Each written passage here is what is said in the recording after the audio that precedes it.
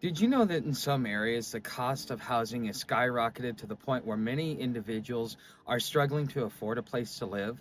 The homeless crisis is getting worse because of inflation, rising rent, and bank collapses. With all of these things that are going on, how important is budgeting and managing your money when you're homeless? So, if you're homeless or about to be homeless, stay tuned to discover some critical budgeting tips for managing your money while you're homeless and living on the streets.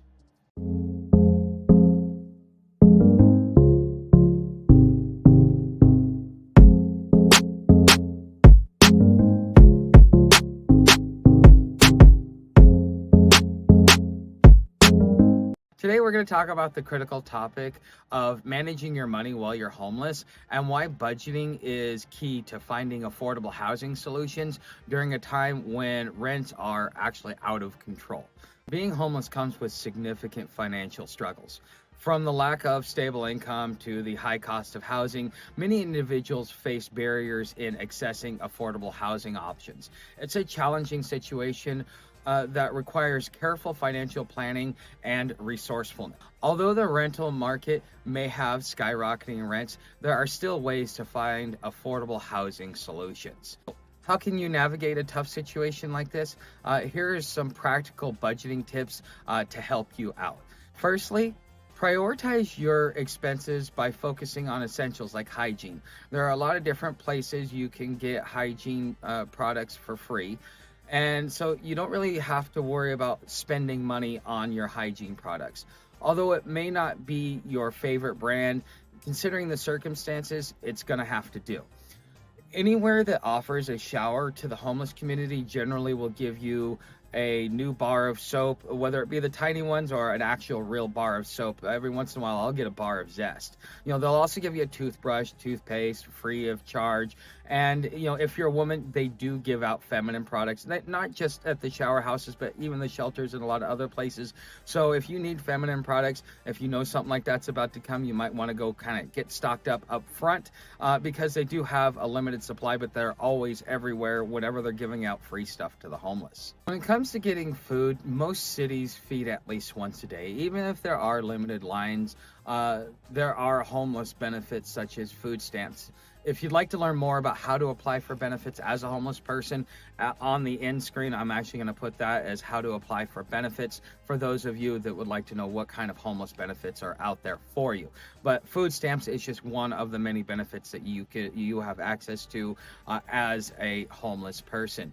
A lot of people think that you also get a lot of free bus passes. The truth is, you don't get a lot of free bus passes. When you're homeless, they're generally reserved for the disabled or for those that are like in high need, maybe if you have a job or something like that. But still, it's even harder to be able to get a bus pass. But it is a lot easier to be able to get bus tokens because you could get a day pass. Like when I go to the doctor, if I need to get to an appointment, they'll give me a day pass so that I can get there and back because I don't need it for the whole month. And they get a lot more of the day passes than they do the monthly passes because in a lot of places they're very expensive. When it comes to getting clothes, a lot of times there are specific agencies that offer free clothes from community donations. But if they don't, the homeless shelter most definitely will offer clothes. You may have to go to many different places to get all the things that you need. I know, some places they'll just have sleeping bags. Some places you can go get a backpack. But they're out there. So, make sure that you look, make sure that if you're wondering where a lot of this stuff is, that's why you want to be able to talk to the homeless community because then you'll know what resources are available in your area. And if you're wondering, where these types of services are, again, just go ahead and ask a homeless person if you're homeless, or if you want to service the homeless community, maybe you just might want to ask within the community what services they offer and what services are lacking if you're looking to offer a service. You can also look into financial assistance programs that can offer support during this challenging time. With the rise of the Housing First advocate, studies are showing that it is much cheaper to pay a couple of months of somebody's rent than to cover the cost of a homeless person, or even a homeless man, homeless woman, doesn't matter. I've seen a recent study that estimated the cost to help a homeless person is probably around about $500,000 per year per individual. So paying someone's rent doesn't really seem to be such an expensive payment anymore. Even if their rent is $2,000, you could pay their rent for a year and save the 400 plus $1,000. So that's why the whole housing first is really starting to take off. Additionally, consider temporary housing solutions like shelters or community resources that provide a safe place to stay. Sometimes even the churches will allow you to sleep on the property as long as you're you talk with them, you let them know your situation, you're clean about it, stuff like that. And depending on the area and how extreme the homeless crisis is, homeless shelters can be a positive experience. Don't be surprised by what you see and experience, but realize that each shelter has to be judged on its own individual basis. Most of the shelters that you go to, once you walk out of them, you're like, I'll never go back there again. But there are some of those shelters, like that's a good shelter. Even though I didn't like certain things about the Chattanooga Rescue Mission, as far as the way they ran the shelter, it was a pretty damn good shelter, minus the requirement, which was a real it was a big no-no for me. You can't do that to anybody. But when it comes to shelters, this is something you need to think about. Now, let's talk about budgeting for affordable housing and what options you may have. Being homeless and saving your income means that you'll eventually get a place again. At least that's the goal, right? So it's important to consider the market rates in your area, but that doesn't mean that you're going to have to pay market rate. See, being homeless means that you've slept in some not so good conditions. So that means that you can bargain hunt and not be turned off when you show up to a place and it doesn't really look that nice. But you know what?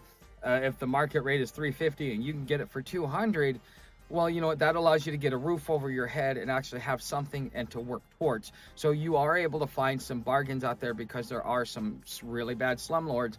But you know what, in this situation, you're going to benefit from them, and they do have a purpose to offer society, even though most people don't like it, because this is the next stage to getting off of the streets and staying off of the streets. Because I'd been homeless in the past, before I got married, and when we were thinking about relocating to Texas, I was able to find a super budget friendly place to live. When everyone else is charging like $400 to $600, the guy was charging like $250 to rent a room in a house, but it had so many holes in it. It was the middle of December. I ended up catching pneumonia, which really didn't work. But we were using our tax refund to fund me going down there and to find a job. But I ended up after a couple of weeks of that and getting sick, I was just like, nah, let's just stay in Oregon. But those are some solutions if you are willing to go through it. And if I would have had my gear with me, it would have been a lot easier than just kind of going down there, because I've been housed up for a couple of years being married and everything like that. So it was much different than if I was just coming off the streets. I probably wouldn't have had such a bad time. But in summary, budgeting is critical when navigating homelessness. By prioritizing items that are free to the homeless, this will save you a tremendous amount of money if you don't have any vices such as smoking or drinking. But I've given you the resources where you can go get this for free so that you can keep more of your money in your pocket, so that you can save money. But it requires discipline on your part. So if you are disciplined enough to be able to go through this, now you may need to go into the community and get some of these financial resources as far as financial education, because that also comes with getting financial resources. It may help you with getting your discipline, but in order for this to work for you, it requires one major effort from you, which is some discipline, so that you don't go out there and kind of muck it all up because you start becoming a big spender, and next thing you know, you're out there, and it sucks. Expenses such as housing are easier to save for, especially if you're in an area that offers quality homeless services like Cincinnati or Shreveport. If you're looking for some of the best places to be homeless, abundance of services is a key indicator for those seeking to end their homelessness, because you can't end homelessness on a grand scale, but you can end your homelessness. So seeking assistance and applying for the benefits for the homeless is an important part of keeping your expenses low when you're homeless. If you're able to get food assistance, cash assistance, workforce rehabilitation, and housing assistance, why wouldn't you take advantage of these benefits? When you're able to save enough money to explore temporary housing options, you can work towards a more stable future. Follow these tips and pieces of advice. You can expect a much easier time budgeting and saving for your affordable housing solution. Remember, financial planning and resilience are key to challenging situations like this, especially when it comes to self-discipline, because this has to be on you. Okay, we could tell you what to do all day long, but if you're not self-disciplined, none of this will work for you. That's the caveat to this whole video. So I encourage you to share your own budgeting and affordable housing in the comments below. Don't forget to subscribe for more content on homeless awareness and education. Together we can empower each other to overcome the challenges of homelessness and build a brighter future for ourselves and for our community. Thanks for watching. See you in the next video.